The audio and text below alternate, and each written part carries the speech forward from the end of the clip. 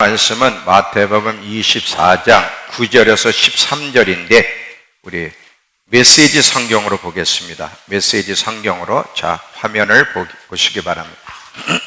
나왔죠? 메시지 성경으로 자 제가 읽습니다. 사람들이 너희를 이리떼에게 던져 죽일 것이며 내 이름을 전한다는 이유로 모두가 너희를 미워할 것이다. 거기다가 세상이 살벌해져서 모두가 서로 물고 뜯으며 미워할 것이다. 그 혼란을 틈타 거짓 설교자들이 나와서 많은 사람들을 속일 것이다. 걷잡을 수 없이 퍼져나가는 악이 또 다른 많은 사람들을 파멸에 빠뜨려서 사랑은 강고덮고 잿더미만 남을 것이다. 그대로 견뎌라. 그것이 하나님이 바라시는 일이다. 끝까지 견뎌라. 그러면 너희는 절대 후회하지 않을 것이고 결국 구원받을 것이다. 오늘 제목은 뭐냐면 혼의 영역이 너무 강한 시대. 이 마지막 때를 준비하는 데 있어서 우리에게 큰 적중이 하나가 있는데 우리의 혼이에요. 우리의 생각, 우리의 감정. 이 부분이 어떻게 하나님의 뜻을 이루는데 방해를 하고 있는지를 좀 이야기하려고 합니다. 자, 오늘 이 본문의 말씀은 마지막 때 이 세상이 어떤 세상이 될지, 얼마나 살벌한 세상이 될지 그것을 이야기해 주면서 그때 우리 그리스도인들이 이 세상으로부터 어떤 대우를 받을 것이냐, 그리고 이때 어떻게 반응해야 되는지를 우리에게 설명해 주고 있는 것이 이 본문의 말씀이에요. 우리 예수님이 우리의 왕이시라는 것을 우리 노래하고 고백을 합니다. 그리고 이 부분에 대해서는 제가 벌써 몇 주 전에 시리즈로 예수님이 우리의 왕이라고 할 때는 무슨 뜻인지를 몇 번에 걸쳐서 이야기도 했어요. 자, 오늘도 그 부분을 조금 더 다룰 건데 정말 예수님이 우리의 왕이신가 하는 것을 점검해 봐야 돼요. 노래는 해요. 주님만이 왕이십니다. 주님만이 왕이시라고 노래는 하지만 정말 여러분의 삶에 주님이 왕이신가 하는 거예요. 대부분은 아니에요. 이게 이제 우리의 문제예요. 주님이 우리의 왕이실 때는, 왕이시라고 할 때는 주님이 우리의 왕이십니다라고 할 때는 우리의 영과 혼과 육이 주님의 통치를 받도록 내어드릴 수 있어야 되는 거예요. 우리의 영뿐만 아니라 우리의 혼과 몸까지 주님께 내어드리지 못하면 그것은 진정한 주님이 우리의 왕이 되실 수 없다는 사실이에요. 하나님의 부르심을 우리가 이루어 가야 돼요. 우리 모두에게는 하나님의 부르심이 있어요. 하나님의 부르심을 이루어 가려면 마지막 때 신부로 잘 준비하여 혼인잔치에 참여하는 복을 받으려면 반드시 굴복시켜야 될 게 있어요. 우리의 혼이에요. 날마다 자아를 죽여야 된다는 얘기를 많이 했는데 이 자아를 죽이는 부분에 특별히 어디 부분을 죽여야 되느냐? 이 혼의 감정 부분이에요. 왜 그런지를 이제 설명을 하려고 합니다. 자, 하나님은 우리 모든 그리스도인들이 계속 성숙해 가기를 바라시고요. 그게 하나님의 뜻이에요. 미성숙한 가운데 있는 것처럼 위험한 신앙은 없어요. 여러분, 모든 자연 만물은 생명이 있으면 다 자라가게 돼 있어요. 생명이 있는데도 자라가지 않는다면 분명히 그건 병든 거예요. 모든 자연 만물이 생명을 가지고 있으면 정상적으로 자라가는 것처럼 만약에 저와 여러분 안에 하나님의 생명이 정말 있다면 우리는 자라가게 되어 있어요. 이 영적으로 이 자라가는 일, 그리고 하나님의 부르심을 이뤄가는 일, 그리고 마지막 때를 잘 준비하는 일에 얼마나 혼이 방해하고 있는지를 여러분들이 인지하고 있어야 됩니다. 계속 제가 이야기하는 것이 있다면 죄가 무엇인가 하는 거예요. 죄하면 도둑질, 거짓말, 살인, 미움, 이거는 죄의 열매지 죄의 근본은 아니에요. 죄의 본질은 스스로 주인 행세하는 거예요. 자기가 왕 행세하는 것. 이것이 죄의 본질이고 여기서부터 모든 죄의 열매들이 나타나는 거예요. 그래서 정말 주님이 왕이시라, 주님이 우리의 왕이 되길 원하신다면 이제 우리의 삶의 방식을 빨리 내려놔요. 그리고 그분의 삶의 방식을 따라, 그분의 명령을 따라 살아가야 돼. 이것이 하나님이 인정하는 우리의 모습이에요. 성경을 보면 성경에 이런 패턴이 있어요. 너희는 이런 것들을 해라. 그러면서 뒤에 가서 뭐라고 결론을 맺냐면 나는 너희 하나님 여호와니라, 이런 말을 해요. 자, 한번 예를 드릴게요. 예레미야 22장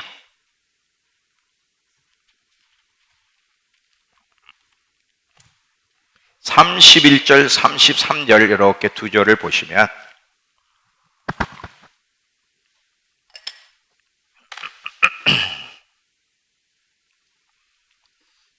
너희는 내 계명을 지키며 행하라. 나는 왜 그렇게 살아야 돼? 나는 여호와니라. 너희는 내 성호를 속되게 하지 말라. 나는 이스라엘 자손 중에 거룩하게 함을 받을 것이니라. 나는 너희를 거룩하게 하는 여호와요.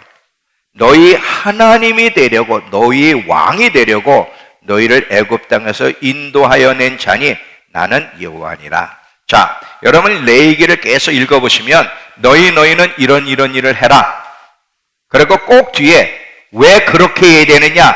나는 너희의 하나님이기 때문에, 여호와이기 때문에, 왕이기 때문에, 왕의 명령이기 때문에 그렇다는 거예요. 이게 성경에 나오는 패턴이에요.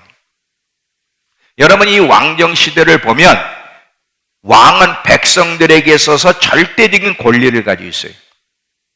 왕의 명령을 따르지 않으면 그 백성은 살아남을 수가 없어요. 거기서 살 수가 없어요. 백성에겐 권리가 없어요. 왕이 모든 권리를 가지고 있듯이 우리에게도 우리의 모든 권리는 하나님이 가지고 있지 우리에게는 결정권이 없어요. 이게 하나님이 보시는 올바른 성도의 모습이에요. 육체적 행동에도 그분의 명령을 따라 살아야 되지만 혼의 영역도, 생각과 감정의 영역에서도 하나님이 주인이 되셔서 주인이 원하는 생각, 주인이 원하는 감정을 표출하며 살아야 돼. 이것이 옳은 거예요.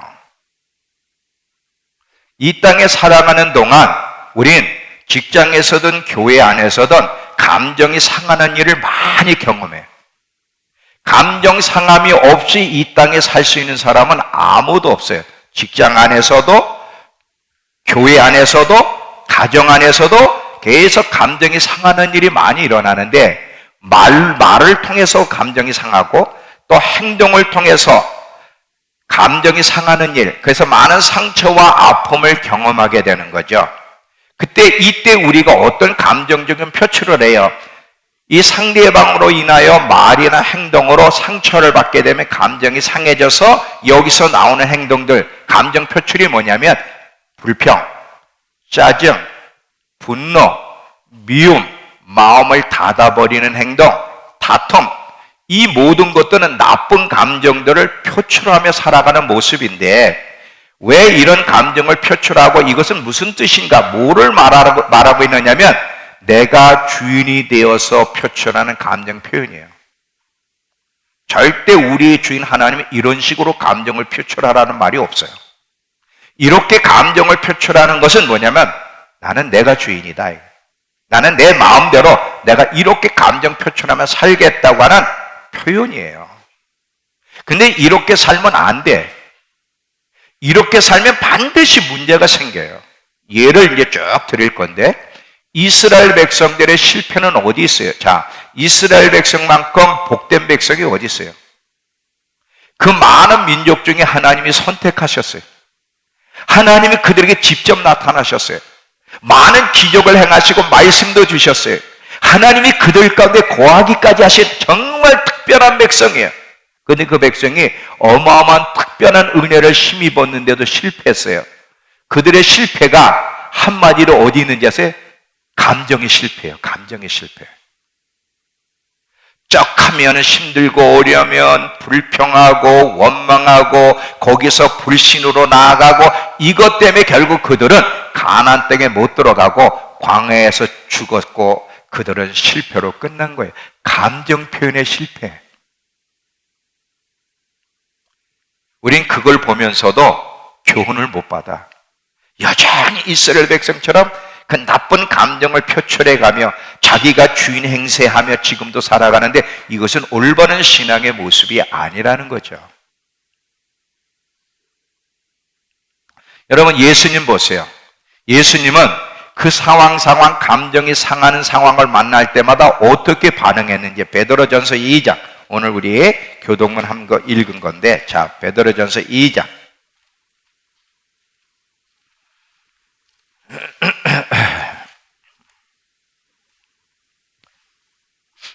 19절서부터 23절까지 다시 한번 읽을게요.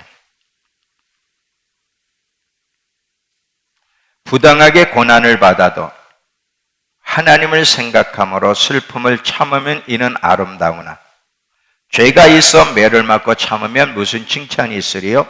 그러나 선을 행함으로 고난을 받고 참으면 이는 하나님 앞에 아름다우니. 여기에서 아름답다 두 번을 표현을 해요. 어떤 감정 표현이 아름다운지를 잘 보세요. 이를 위하여 너희가 부르심을 받았으니, 이렇게 살라고 부르심을 받았다는 거예요. 그리스도도 너희를 위하여 고난을 받으사 너희에게 본을 끼쳐 그 자체를 따라오게 하려 하시는, 우리는 그리스도를 따라가는, 그분을 닮아가도록 부르심을 받았어요. 근데 그분이 어떻게 사셨어요? 그는 죄를 범하지 아니하시고 그 입에 거짓도 없으시며 욕을 당하시되 맞대어 욕하지 아니하시고 고난을 당하시되 위협하지 아니하시고 오직 공의로 심판하신 이에게 부탁하시며, 절대 그분은 나쁜 감정 표출을 안 했어요. 우리처럼 짜증을 내고 불평하고 싸우고 화내고 미워하고 마음을 닫고 이런 짓들을 안 했어요. 아우, 예수님 뭐라 이런 짓이라 그랬네. 이런 감정 표현을 안 했어요.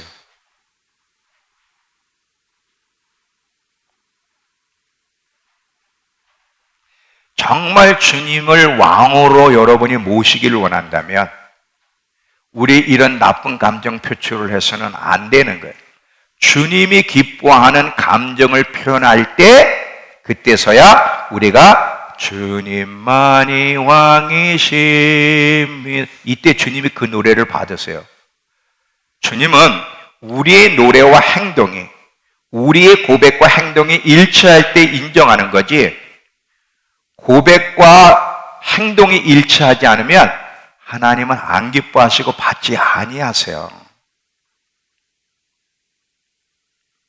주님을 닮아간다고 할 때는 이 감정 표현까지도 닮아가야 된다는 것을 여러분 기억하시면서 오늘 이 부분을 조금 더 다룰 겁니다. 잘 보세요. 지금은요, 영이 약해져 있고 혼의 영역이 굉장히 강한 시대. 자, 사람은 영과 혼과 육으로 구성되어 있는데 사실은요, 영이 강해 있어야 돼. 그래야만 하나님이 기뻐하는 감정 표현, 하나님이 기뻐하는 생각, 하나님이 기뻐하는 선택을 하며 살아가게 돼. 근데 점점 그리스도인들, 세상 사람들 얘기하는 게 아니에요. 그리스도인들이 점점 영이 약해져 가고요, 이 혼이 비대해져 가는 게 이게 지금 큰 문제. 이게 이 혼, 이 감정이 비대해져 가는 거. 자, 요즘 이 세상 돌아가는 일을 잘 보세요. 어른들뿐 아니라 아이들까지, 청소년들을 보면 순수함이라는 게 사라졌어요. 아이들의 특징은 순수함이에요. 오늘도 주일학교 말씀을 전할 때 감동이에요, 감동. 그 몇 안 되는데 그냥 그 말씀을 그냥 딱 초롱초롱한 눈모습으로, 눈매로 그 받아들이는 어른들에게서는 찾아볼 수 없는 모습을 애들에게서 오늘 발견하면서 얼마나 행복했는지 몰라요. 어른들의 눈동자를 여러분, 유교승 집사님 요새 한번 쳐다봐. 저 눈동자들을 얼마나 싸나운가. 순수함은 그냥 말씀을 흡수해버려. 왜 순수해? 오네리아 같은 자가 천국에 들어간다고 했냐면 그 순수함 때문에. 순수할 때는요, 하나님 말씀을 전하면 여기서 거르질 않아. 에이, 저거 과학적으로 증명이 안 됐어. 에이, 저게 사실일까? 우리는 하나님 말씀을 들으면 여러분 그대로 받아들이지 않아. 요즘 그리스도인들도요, 굉장히 많이 변했어요. 순수함을 잃어버렸어. 순수하다는 건 다시 말하면 믿음이야. 믿음이 순수하다는 거야. 그냥 그대로 받아들여야 되는데 여기서 걸러봐서 점검을 해. 에이, 저거. 애들은 그러질 않아요. 그대로 받아들여. 그대로. 하나님이 얼마나 크신 줄 아니?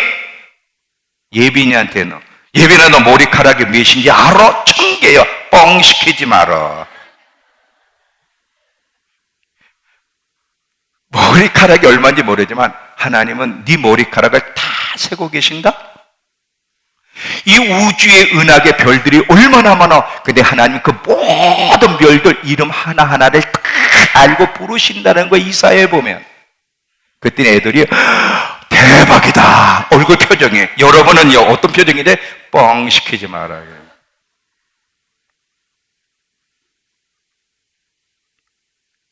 순수함이 없어졌어요.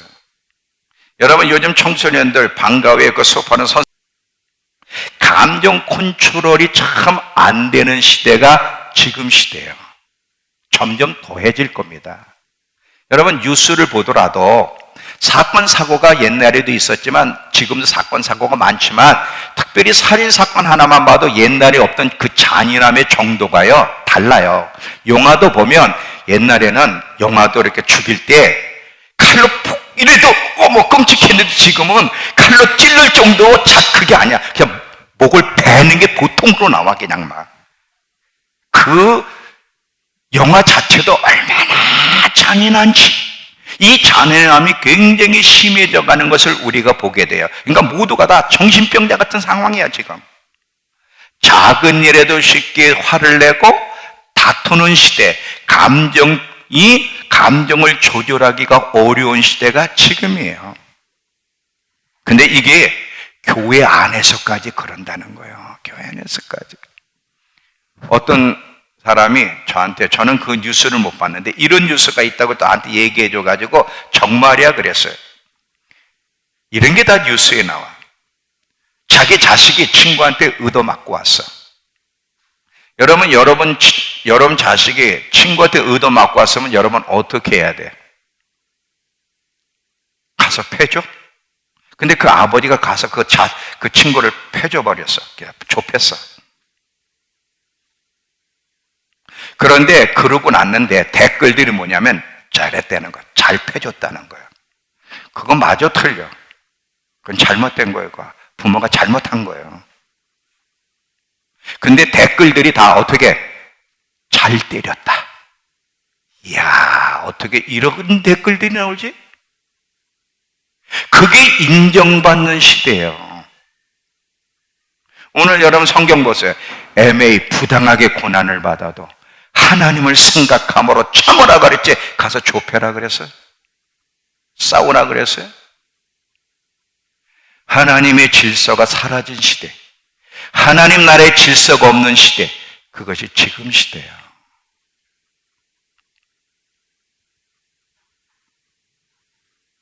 감정 컨트롤이 안 되는 시대.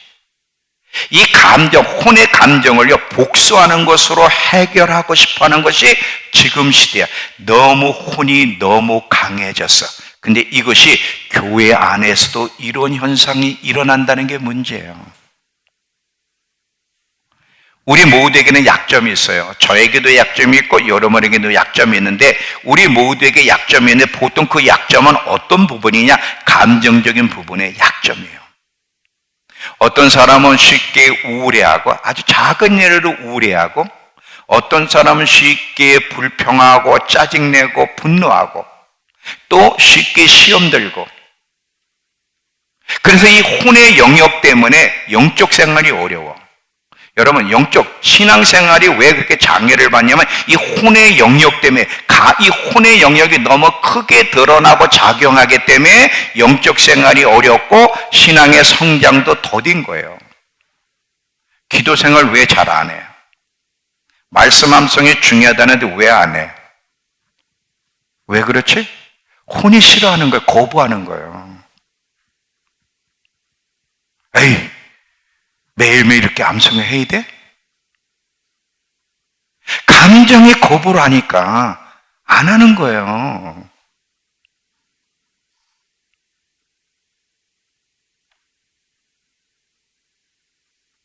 하나님의 뜻을 이루어가는 데 있어서, 영적 생활에 있어서 방해받는 시대, 누가 방해, 밖에 사람이 방해하는 것이 아니라 사단이 방해 물론 하지만 더 근본적인 것은 우리 안에 우리의 혼이, 이 나쁜 감정이 방해한다는 거예요. 마지막까지 영적 생활을 잘 하려면 하나님을 알아가는 데 힘쓰고 기도 생활하고 기름을 준비하는 일, 이런 영적 생활을 올바르게 마지막까지 하려면 하나님의 부르심을 잘 이루어가고 혼인잔치에 참여하는 복을 받으려면 반드시 혼을 지배하고 있어야 되고 혼을 잠잠케 해야 돼. 이 혼을 요동치도록 내버려두면 반드시 여러분은 이스라엘 사람들은 실패로 끝날 것입니다.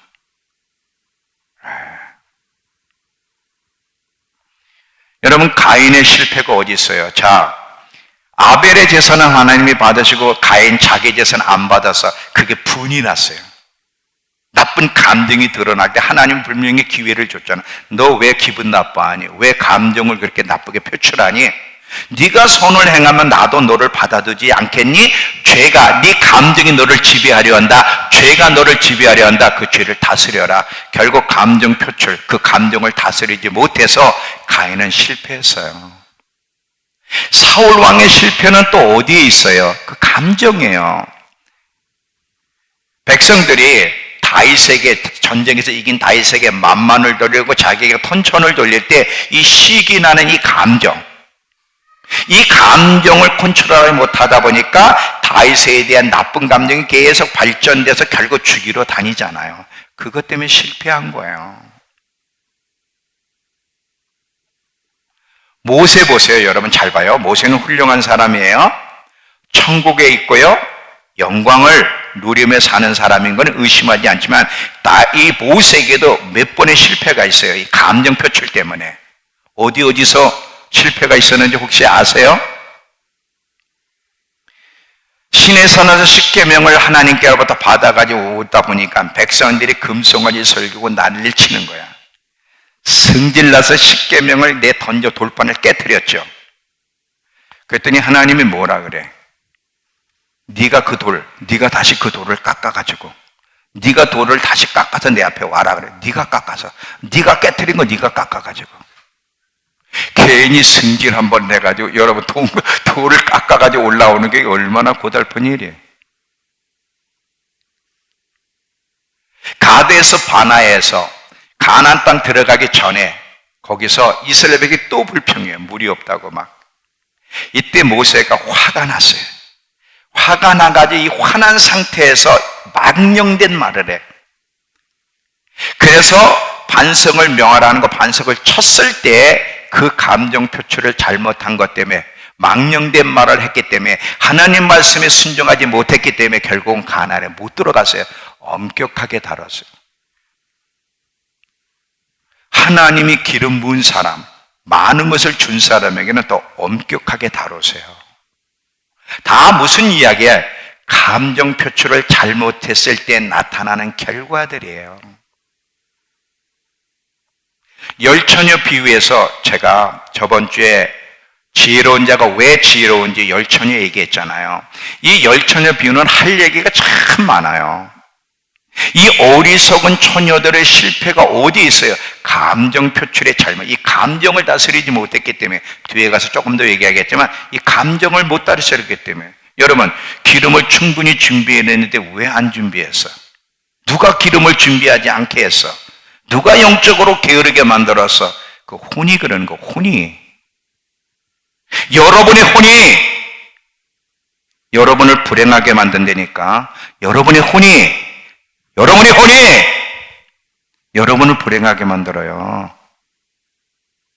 그 혼을 어떻게 컨트롤하고 잠재우며 하나님께 굴복시킬 수 있을까? 이게 굉장히 중요한 거예요.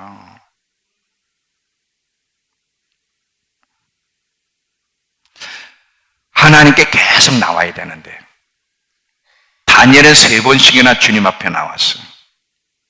여러분 틈만 있으면 낮에도 주님 앞에 나와야 되고 저녁에도 아침에도 새벽에도. 여러분 우리가 하나님께 나오는 것보다 더 중요한 게 어디 있어요? 특별히 마지막 때에 이제 하나님이 이 세상을 심판하시고 이제 우리의 신랑 되시는 예수님이 오실 텐데 마지막 때 누구에게 초점을 맞추고 누구 앞에 나와 누구를 알아가는 시간을 드려야 돼. 근데 왜 하나님 앞에 나오는 일이 그렇게 소홀해져? 왜 하나님께 나오는 일이 자꾸 지루하게 느껴지고 따분하게 느껴지고 다 이게 뭐예요? 혼의 영역으로 말미암아 나타나는 현상들이에요. 이게 다. 누가 하나님께 나오는 일을 방해해요? 여러분의 혼이.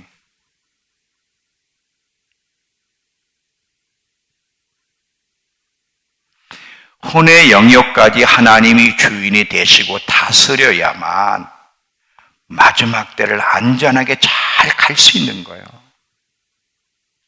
이 자아를 날마다 부인해야 된다고 할 때 어느 부분이 가장 중요하냐면 생각도 조심해야 되지만 이 혼의 영역, 감정의 영역 이게 더 중요한 거예요. 여러분 감정대로 살아가게 되면 여러분의 생각대로 살아가게 되면 반드시 결과는 사망입니다. 사망이에요. 육신의 생각은 사망이요 영의 생각은 생명과 평안이라. 노하기를 도지하는 자는 용사보다 낫고 자기 마음을 다스리는 자는 성을 빼앗는 자보다 낫다 그랬어요. 미련한 자는 분노를 당장 나타내거니와 지혜로운 자는 수욕을 참느니라 그랬어요. 여러분의 그 나쁜 감정 표출이 여러분을 사망의 길로 이끌어갈 거예요. 이 열처녀 비유를 조금 더 얘기할게요. 아까 이 어리석은 5처녀의 실패는 혼을 다스리지 못한 것에서 실패라 그랬어요. 자, 어리석은 5처녀도 지혜로운 5처녀도 똑같은 문제를 가지고 있었어요. 기름을 준비하는 이 번거로움. 여러분 기름을 준비하는 일을 어디서 기름을 준비해? 골방에 쓰잖아. 하나님께 나가야 되잖아. 근데 하나님께 나가는 게 즐겁지 않거든. 재미가 없단 말이에요. 제가 아날로그 시대, 디지털 시대 얘기한 거 혹시 기억하세요? 이 디지털 시대, 인터넷 시대에는 너무나 즐겁고 재미있어 모든 게 빨리빨리 제공이 되니까. 근데 하나님은 그렇게 하나님을 찾고 부르짖어도 답을 안 하셔. 그렇다고 하나님께 나오는 일이 즐겁냐? 또 안 즐거워. 하나님이 대답도 안 하시고. 분명히 하나님이 무엇이니 기도하고 구하는 건 받은 줄로 믿으라고 했는데 언제 주어져 그게? 기도를 딱 하게 되면요 언제나 응답이 올까? 이런 생각부터 와. 재미가 없어. 그러다 보니까 자꾸 하나님께 나아가는 일이 자꾸 싫어지고 지루해지고 불편한 거예요. 여러분 기름을 준비하러 골방으로 가야 되는데 이게 쉬워? 여러분이 다 경험하고 있잖아요. 그러니까 어리석은 5처녀는 그 감정에 순복하는 거예요. 가지마, 기도하지 마, 골방으로 들어가지 말어. 네, 그러는 거예요. 왜 지혜로운 5처녀가 지혜롭냐? 영적 유익 위에 목숨을 걸었기 때문에 그러는 거예요. 감정이 방해를 하는 거예요. 골방으로 가지 말어. 너 교회 가지 말어. 하루에 3번씩 이 바빠 죽겠는데 계속 지혜로운 5처녀도요 감정의 방해를 받아요. 안 받을 수가 없는 거예요. 예수님도 받았잖아요. 할 수 있다면 이 잔을 비껴가게 해달라고. 그런데 지혜로운 5처녀는 그 혼을 다스렸어요. 근데 다스릴 수 있었던 것은 영이 강한 사람은 혼을 다스릴 수 있는데 영이 약하면 혼에 끌려가고 육에 끌려가는 거야. 혼과 육에 끌려가지 않으려면 반드시 영이 강해야 돼. 영적 근력을 키워야 돼. 육체적으로도 근력을 키운 사람은 별로 병에 안 걸리고 건강한 것처럼 영의 근력을 키워야만 계속 혼의 도전, 육신의 도전이 올 때도 이길 수 있는데, 이 영의 근력을 키우는 노력을 안 하다 보니까, 쉽게 믿음 생활을 하려다 보니까 이 혼이 방해할 때 그냥 넘어진단 말이죠.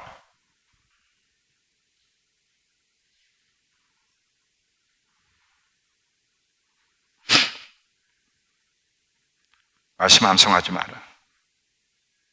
저거 헛거야. 저거 다 헛거.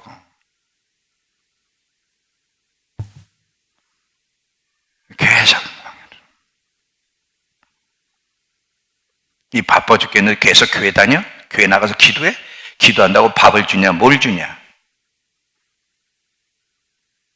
계속 방해를 해. 너 피곤하잖아. 자. 자는 게 보약이야.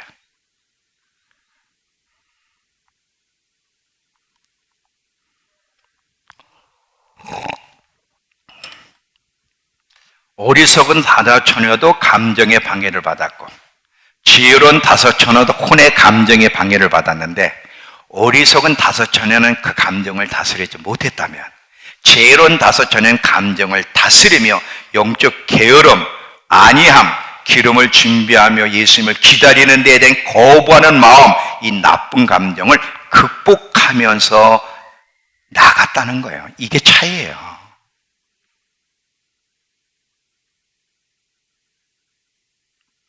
마지막 때는 우리의 혼을 다스리느냐 못 다스리느냐가 우리의 운명을 결정할 겁니다.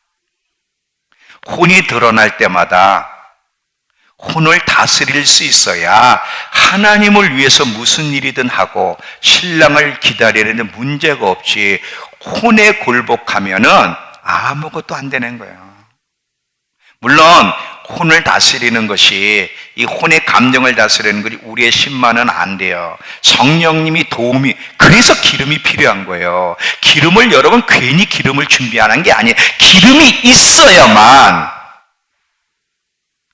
빈들의 마른 풀같이 시들은 나의 영혼, 그 시들은 영혼에 성령의 봄비가 주어져야 살아나는 거예요. 메마른 땅이 바뀌는 거예요. 기름이 있어야지. 반드시 성령이 도와주셔야 돼요. 여러분, 괜히 1시간, 2시간, 3시간 밤새 기도하는 줄 아세요? 여러분처럼 자고 싶은데.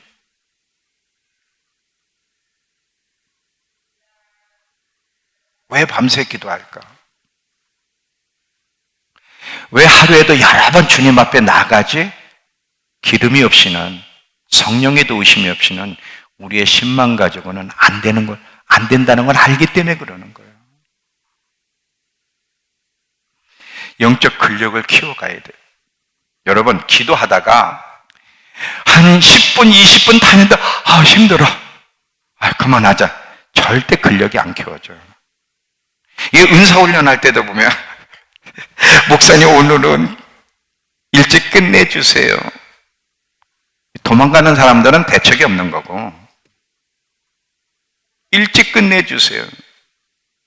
근데 일찍 끝내달라 할 때 그래, 불쌍하다. 너무 조는 모습이 불쌍해서 일찍 끝내줄게. 그러면 절대 근력이 안 키워져. 잘 봐요. 내가 100kg를 드는 사람이에요. 맨날 100kg만 들면 근력이 키워질 일이 없어요. 105, 110 이게 힘들거든. 근데 그렇게 해야 근력이 붙는 거예요. 10분이 기도 한계인 사람은 20분을 해야 돼. 10분도 해야 되고. 훈련도 말이죠. 이제 하기 싫고 도망가고 싶을 때 해야 돼. 그래야만 영적인 근력들이 붙는데 이게 전부 다 이게. 옛날에는요, 70년, 80년대는 금요일 날 새벽 4시까지 철야가 기본이 새벽 4시까지예요. 그리고 새벽 예배하고 그리고 출근해도 아무 탈이 없었어요.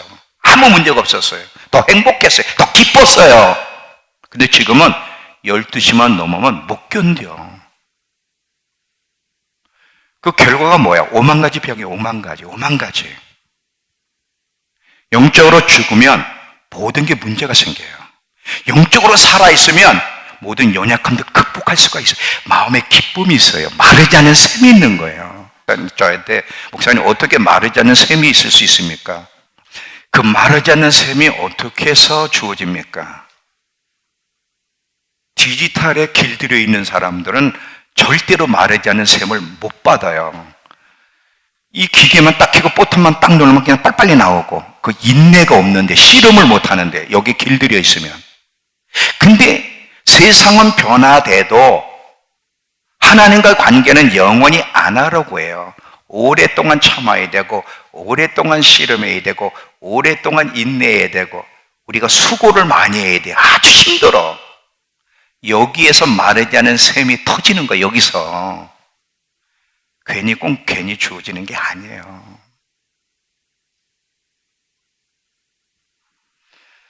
겟세마니 동산에서 예수님도 혼과 싸웠어요. 내일 십자가를 져야 되는데 저항이 오는 거예요. 육체의 저항이, 혼의 저항이. 그때 예수님이 잠시 유혹을 받았어요. 아버지, 할 수만 있으면 이 잔을 비껴가게 하옵소서. 그러나 영이 강했던 예수님, 그러나 내 뜻대로 마옵시고 아버지의 뜻대로 되기를 원합니다. 이겼지만 제자들은 뭐예요? 그 잠을 못 이기는 거예요.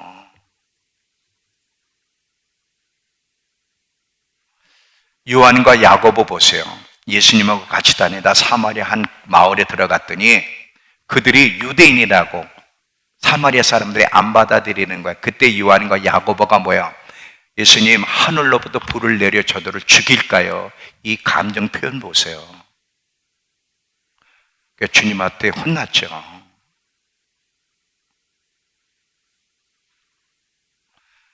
영은 점점 약해지고 혼이 비대해지는 시대, 혼에 끌려다니는 시대. 그래서 영적 생활에 방해를 받고 하나님의 부르심에 방해를 받는 이 시대, 이걸 어떻게 극복할 수 있지? 여러분 아세요? 하나님이 왜 우리에게 혹독한 훈련의 시간들을 허락하시는지 잘 들어봐요. 여러분이 신앙생활하면서 그런 사람을 만나든지 환경을 만나든지 정말 감정이 상하는 사람을 만날 거예요. 그건 누가 허락하셨을까? 잘 들어봐요, 여러분. 직장 생활하다가 아니면 교회 안에서 아니면 가정 안에서 말로든 행동으로든 막 여러분 감정을 상하게 하는 상황을 만나요. 근데 그건 누가 허락하시는 줄 아세요? 절대 싸우면 안 돼. 그리고 하나님이 허락하셨을 때는 목적이 있어요. 뭐예요? 그 혼을 죽이고 싶은 거예요, 혼을. 이 혼까지도 하나님이 원하시는 반응하는 모습을 보고 싶은 거예요. 왜? 저 혼 때문에 하나님 나라를 망치는 거거든. 그러니까 하나님의 부르심을 이루어가려면 저 혼, 짜증내고 불평하고 화내고 미워하고 싸우고 다투고 마음을 닫아내는 저런 행동, 저걸 죽여야 되는데 저거는요 그냥 말씀을 배웠다 죽는 게 아니에요. 현장을 만나야 돼. 돌아버리는 사람을 만나야 되는 거예요. 자, 여러분 요셉 보세요. 요셉이 처음에 꿈을 꿨을 때 그 꿈을 자랑하잖아요. 거기다 또 형제들의 잘못을 아버지한테 고자질했잖아요. 자, 이런 요셉을 하나님이 선택했지만 아직 쓸 수가 없는 거예요, 지금. 이제 하나님이 요셉을 쓰시기에 13년 동안을 고난의 현장에다가 광야 속에 집어넣어가지고 지가 당하잖아요. 응? 형들에게 팔리는 일을 만나고 보디발에 충성했는데 그 안으로 인하여 오히려 모함까지 받아 감옥에 들어가고 거꾸로 가는 거예요. 지금 계속 거꾸로. 근데 왜 그런 일을 허락하세요? 그 혼을 죽이는 거예요. 혼을 죽이는 거예요. 다윗도 그렇고요. 다윗 옆에다 사울을 누가 붙였어요? 하나님이. 여러분, 만약에 여러분 옆에 사울 같은 사람이 있으면 여러분 살 수 있겠습니까? 숨밖에 못 살아요. 계속 죽이러 다니잖아. 그것도 혼자 하는 게 아니라 특수부대 3,000명을 데리고 돌아다녀서 죽인다고. 여러분 그런 현장 만나봤어요? 근데 그건 누가 그렇게 허락하시는 거예요? 하나님이에요. 모든 게 우연이 없어요. 목사님 돌아버리겠어요? 목사님 너무 화가 나요. 목사님 우리 직장 상사 보세요. 우리 교회 아무개 집사 보세요. 그거 하나님이 허락하는 거예요. 하나님이. 모세가 40살 때 자기가 하나님 앞에 부름받은 거 알았어요. 자기 백성들을 돌아보러 나갔다 보니까 애굽 사람이 자기의 백성을 막 학대하고 때리는 거예요. 그 분을 못 참아서 그 애굽 사람을 때려 죽였어요. 하나님이 어떻게 해서 그 모세를 광야로 내몰아버렸어요. 80살 될 때가 다 죽을 때까지 내버려 두는 거예요. 죽을 때까지. 그래도요 혼이요 끝까지 끈질겨서 2번 실패하잖아. 쉽게 내가 때리고 승거하고 반성을 명하는 거 승질나 친거하고. 그러니까요 모세가요 이 혼이라고 하는 거는요 죽였다고 다 끝나는 게 아니에요. 끝까지 끈질기게 또 드러나. 계속 싸워야 되는 거예요.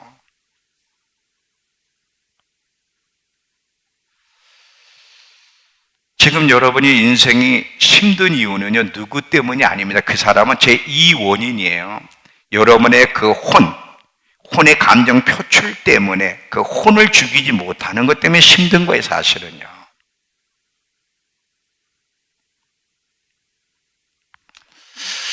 쿨해야 돼. 쿨이 뭔지 알아요? 쿨 따라해. 쿨하자. 누가 여러분을 속 뒤집도 쿨해야 돼. 그러면 아무 문제가 없어. 쿨하면 남편이 괴롭혀? 웃어. 쿨해버리면 거기다가 대놓고 하는 사람은 없어요. 같이 니 죽을래? 니 막 맞짱 뜨니까 더 문제가 생기는 거지. 쿨한 거예요.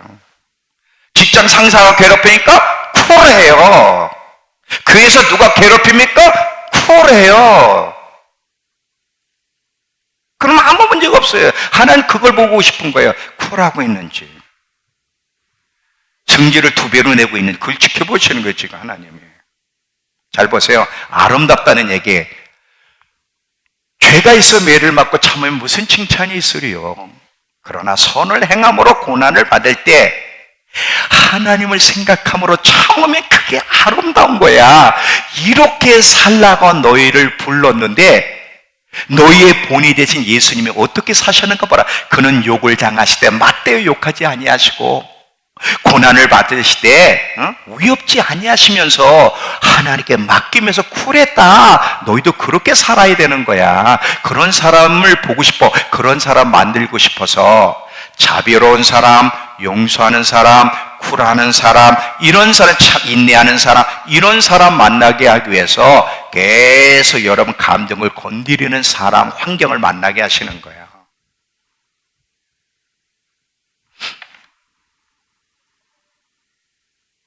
언제 끝나요, 그 문제? 여러분이 쿨할 때까지는 안 끝나. 이 복수심이라는 게 있잖아요. 잘 봐요. 우리 안에는 누구든지 다 복수심이 있어요. 누군가로부터 상처를 받게 되면 화가 나고 감정이 상해요. 그러면 미움의 감정이 생기면 어떤 모양으로든 복수하고 싶어요. 실제 가서 칼로 찔르지 않아도 내가 당한 이 아픔 상처를 저 인간도 똑같이 받았으면 좋겠다는 마음이 있어요. 이게 복수거든요. 이게 왜 나만 당해야 돼? 왜 나만 이렇게 고통당해야 돼? 저 남편, 저 인간, 저 사람들 똑같이 당했으면 좋겠다고 하는 이 복수의 마음, 이건 아주 안 되는 거예요. 우리에게는 누구나 다 이런 복수의 마음이 있어요. 근데 왜 이 복수의 마음을 가져서는 안 돼요? 성경에 전쟁은 하나님께 속했다고 하는 이 전쟁은 복수도 그 안에 들어가요. 전쟁은 하나님의 것이에요. 우리가 싸울 문제가 아니에요. 그래서 아까 예수님도 욕을 받으시되 맞대 욕하지 아니하시고 고난을 당하지 위협지 아니하시고 공의로 심판하시는 하나님께 맡기셨다는 거예요. 그분이 복수해 주기를. 전쟁은 하나님의 것이에요. 여러분 거 아니에요. 여러분이 하나님께 맡기면 반드시 하나님이 복수해 주십니다. 그러니까 저는 다 보세요. 만약에 여러분들이 계속 복수하는 마음을 가지고 여러분이 원하는 감정을 표출하는 것은 이런 뜻이에요. 하나님, 더 이상 하나님 나의 주인이 아니에요. 참견하지 마세요. 내가 주인, 내가 알아서 할게요. 아주 교만한 행동, 교만한 태도예요, 이게. 그래서 성경은 교만에서는 다툼만 일어난다고 하는 거예요. 누가 여러분에게 상처를 주고 아픔을 줘도 함께 쏟아서 놓고 싶은 마음, 복수하고 싶은 마음은 절대 일어나서 안 돼. 왜? 여러분은 주인이 아니고 하나님이 주인이고 복수는 하나님이 해주시는 거기 때문에.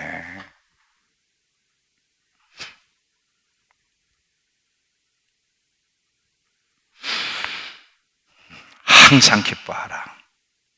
어렵죠. 이게 쉬우면 누가 못하겠어요. 쉬지 말고 기도해라. 범사에 감사해라. 오랜밤을 쳤니? 왼밤도 돌려내라. 너를 미워하니? 용서해라. 이게 하나님의 요구예요. 이게 하나님의 요구. 우리의 왕이신 그분이 요구하는 거예요. 여러분 한번 생각해 보세요. 여러분이 원하는 대로 감정 표출했을 때 분노하고 짜증내고 불평하고 싸우고 오르니 그림내하고 다투고 미움의 감정을 표현했을 때 행복했던 적 있어요? 행복했던 적 있냐 이거죠. 그래서 마음에 평강이 있었던 사람 손 들어봐. 더 마음이 힘들어. 더 안 좋은 결과가 주어지고. 안 돼요. 안 돼.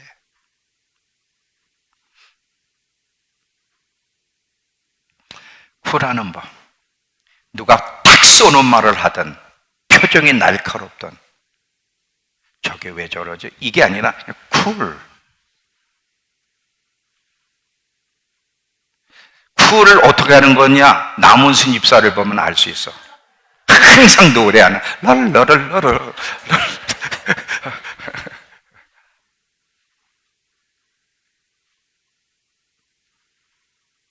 자, 이 얘기만 하고 마칠게요. 지금 이 가정 안에 우리 안에도 그렇고요. 가정 안에도 교회 안에도 직장 안에도 혼란이 너무 많아. 근데 이 혼란이 사라질 수 있는 방법이 딱 하나 있습니다. 그건 뭐예요? 주님을 진정 왕으로 모실 때 모든 혼란이 정리가 돼요. 요 얘기만 하고 제가 마칠 테니까 잘 들어보세요. 여러분 사사시대를 보면 굉장히 혼란한 시대, 질서가 없었던 시대. 왜 그래? 자기 소견에 왕이 없이 자기 소견에 옳은 대로 살았기 때문이라는 거. 사사기 1장 보세요.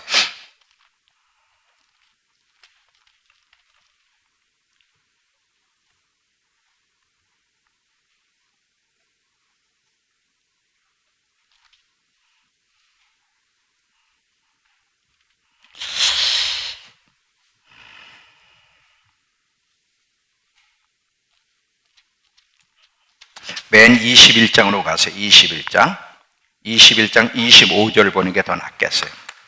사사기 21장 25절.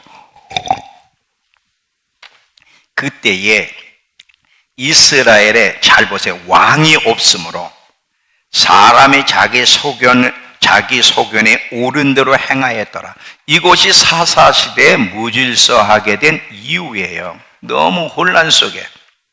그래서 이스라엘 지파들은 사사 때는요, 잠시 사사가 등장할 때는 하나로 모여졌지만 대부분은 연합도 없고 많은 문제가 발생했어요.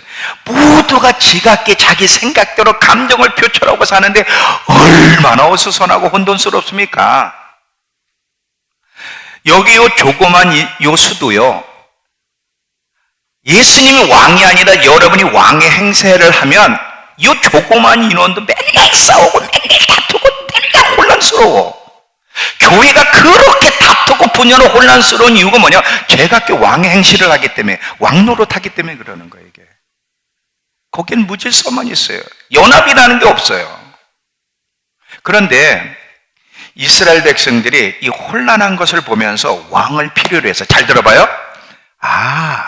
왕이 있어야 되는구나. 물론 이스라엘 백성들이 왕을 원한 것은 잘못된 거. 왜냐하면 하나님을 버린다는 거. 하나님을 왕으로 인정하지 않고 사람, 육의 왕을 원했기 때문에 잘못된 거지만, 그런데 이들이 왕을 원했던 그 심정을 한번 돌아보면 지금 이 열방과 비교해 보니까 이들이 사사 시대에서 많이 겪었어. 사사라고 하는 지도자가 잠깐 있을 때는 질서가 있었지만 사사가 사라지고 나면 얼마나 연합되지 못하고 무질서하고 고통스러웠는지를 430년 동안 경험한 이 이스라엘 백성이 결론을 내리는 거예요. 왕이 필요하다. 왕의 통제하에서 질서 있는 나라가 필요하다는 것을 이들이 이제 자각하기 시작하는 거예요. 그래서 사무엘에게 가가지고 왕을 달라 그래요. 당신 아들들은 당신처럼 옳은 일을 행하지 않는데 하나님의 뜻을 행하지 않으면 더 혼란스러운데 우리에게도 열방처럼 왕을 주십시오. 왕을. 그러니까 이들이 왕을 달라고 한 배경 속에 근본적으로 하나님을 버린 죄가 있지만, 이들이 이렇게 왕을 원한 거 안에는 너무 무질서 혼돈 속에서 살아왔던 그 아픔을 이제는 좀 한 인간이지만 인간의 왕을 세워서 좀 질서가 확립되기를 바라는 심정이 있었던 거예요. 근데 여러분 아세요? 지금 시대도 사사 시대와 다를 바가 없다는 거. 참 놀라운 건요, 교회를 봅시다. 세상은 뭐 당연하고 그리스도인들 안에도요 이렇게 교파가 많고 교회가 이렇게 많은데도 오히려 영적으로 혼란한 시대가 지금 시대예요. 참 놀라운 거는요, 지금은 지식과 계시가 많이 열렸어요. 어느 때보다도 마지막 때의 계시, 성경의 계시가 많이 열렸는데도 기독교만큼 혼란스러운 단체가 없어요. 여러분 교파들, 이 교파도 많지만 이 교단들 보세요. 요즘요 그 자기 교단의 신학과 다르면, 입장과 다르면 다른 교단 사람들을 이단성이 있네, 틀렸네 막 정죄하고, 얼마나 교단들이 싸우고 교회가 싸우고 혼란스러운지. 이렇게 되는 이유는 딱 하나예요. 하나님을 진정으로 왕으로 모시고 있지 않기 때문에 그러는 거예요.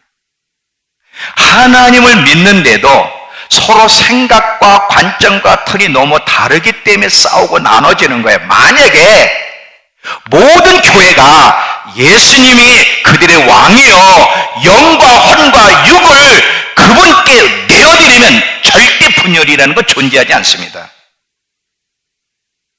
절대 안 돼요. 거긴 연합만이 있고 하나됨만이 있어요. 여러분 개교회도 보면 뭐 교회마다 안 싸우는 교회들이 없잖아요. 막 너 나가라 막 그런 분열하고 말이죠. 그 이유는 뭐예요? 다 제각기 자기 속에는 옳은 대로, 자기 생각하는 대로 다 자기가 평가해. 이 교회는 틀렸어, 저 목사는 틀렸어. 자기가 다 평가를 해. 옳음네 그름네. 이것 때문에 교회가 시끄럽고 분열이 있고 하나가 되지 못해. 자기가 주인 행세하기 때문에 그래. 그러니까 이 교회 안에 진정한 연합과 함께 질서가 확립되고 하나님의 나라가 임하려면 이 구성원 한 사람 한 사람이 예수님을 왕으로 인정하며 우리를 내어드리면 그게 가능해져요. 그전에는 절대로 안 되는 거예요. 한 예를 드릴게요. 역대상 12장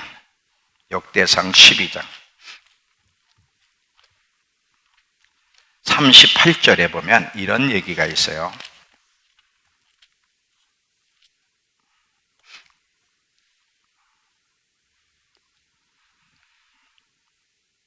이 모든 군사가 전열을 갖추고 다 성심으로 같은 마음으로 헤브론에 이르러 다윗을 온 이스라엘 왕으로 삼고자 하고 또 이스라엘 남은 자도 다 한 마음으로 다윗을 왕으로 삼고자 하여. 자, 여기 보세요. 사울 때는요 혼돈스러웠어요. 막 흩어지고 막 난리가 났는데 이제 이 이스라엘 백성들이 다윗을 왕으로 모시며 다윗이라고 하는 지도자 앞에 한 마음으로 섬기기로 딱 결정할 때 그 나라의 질서가 확립되기 시작하고 그 나라가 견고해져서 세상 주변 나라를 지배하기 시작하는 거예요. 여러분, 왕정시대에 하나님을 잘 섬기는 훌륭한 왕들 잘 보세요. 그 훌륭한 왕들, 하나님을 왕으로 인정하고 그 왕뿐이 아니라 백성들로 하여금 하나님 말씀에 그대로 순종하게 할 때는 그 땅, 그때 하나님의 나라가 거기에 확립되었고 그 나라가 견고할 때는요 항상 전쟁에 이겼어요. 근데 악한 왕이 들어와 하나님을 진정한 왕으로 모시지 않을 때는 그 나라가 하나님 나라가 확립되지 않고 무질서하고 막 혼돈이야, 이럴 때는 전쟁에 할 때마다 졌어요. 여러분, 증평이 세계로, 세계가 증평으로 우린 세상으로 하여금 하나님을 알게 하고 주님, 하나님의 나라가 가까이 왔던 알리도록 부름받은 교회인데, 그러려면 어떻게 먼저 선행되어야 되는지 아세요? 저와 여러분이 예수님을 왕으로 인정할 때 하나님의 질서가 이 믿음께 확립되고 견고해질 거고 하나님의 나라가 확장될 것입니다. 만약에 저와 여러분이 예수님을 진정 왕으로 모시지 않는다면 우린 여전히 무질서함 속에 상처받고 싸우고 분열하고, 이런 모습 속에는 하나님 나라를 확장시킬 수가 없어요. 안 되는 거예요.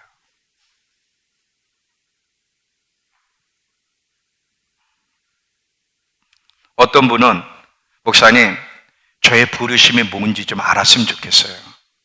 저의 비전이 뭔지 알았으면 좋겠어요. 답이 어디 있는지 아세요? 저와 여러분이 하나님을 왕으로 정말 모시면 그 문제는 해결이 된다. 하나님을 정말 왕으로 모시기로 결단하면 그 문제는 저절로 해결되는 거야.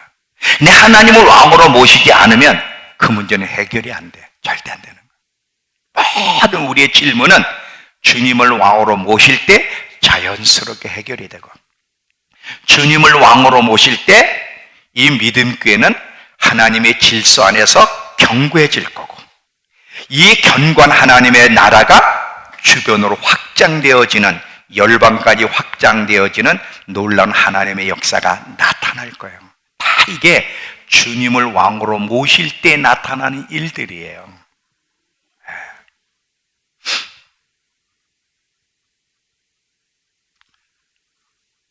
혼의 영역이 너무 커졌어요. 교회 안에도요, 혼의 영역이 쩍하면 시험 들고 말이에요. 쩍하면 싸우고 쩍하면 나가고 말이지. 그런 사람이 나가서 또 뭐 어떻게 할까? 똑같은 행동을 하는, 똑같은 행동. 오늘 이 말씀이 저와 여러분의 마음을 사로잡았으면 좋겠고, 우린 교정받는 즐거움이 있어야 돼. 우리는 완전하지 못해요. 항상 오늘 권사님이 기도한 것처럼 항상 주님 앞에 나올 때마다 말씀으로 교정받고 교정받는 이런 즐거움을 누리는 사람들이 됐으면 좋겠어요. 혼의 영역까지 주님께 내어드리며 마지막 때를 잘 준비할 수 있는 저와 여러분에게 축원합니다. 기도합시다. 하나님,